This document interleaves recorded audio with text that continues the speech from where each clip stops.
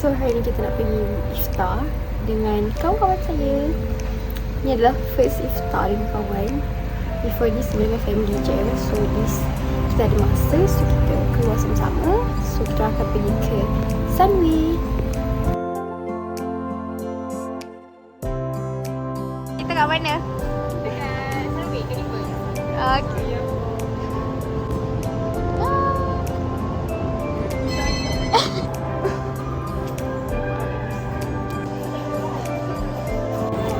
Halo.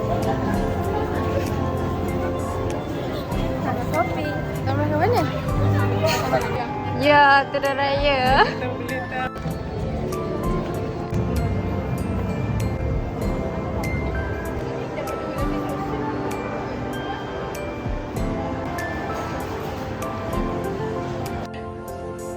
Aku paling tinggi.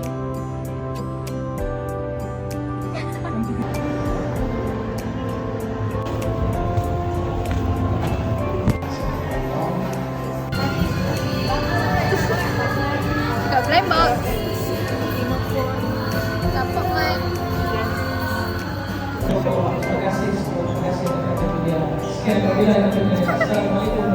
orang lagi. Tengok lagi. Lagi 2 orang kita nas. Yelah, kita selesai. Korang ambil sos garlic ke hot? Jadi sakit ke tadi?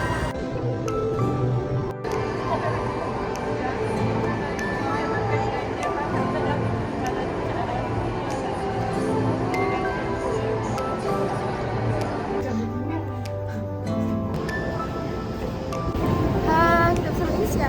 Dan kita nak pergi Uptown. Yeay. Ni macam first time kita pergi Uptown sebenarnya.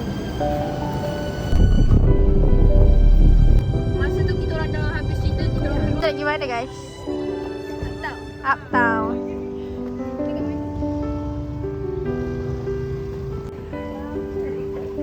Cape ya.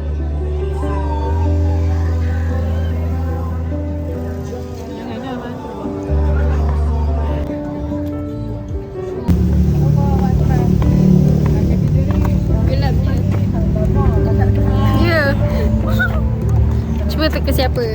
Cuba tengok siapa. Yang pastinya macam itu. Ketik tak dapat mah.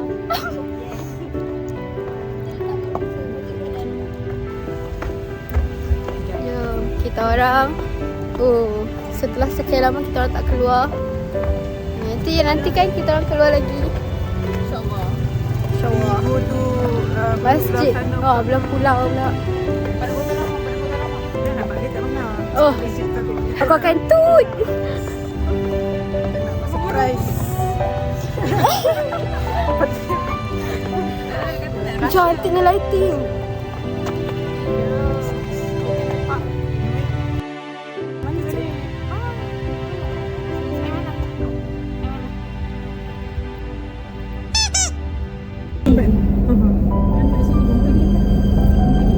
Dia macam mana?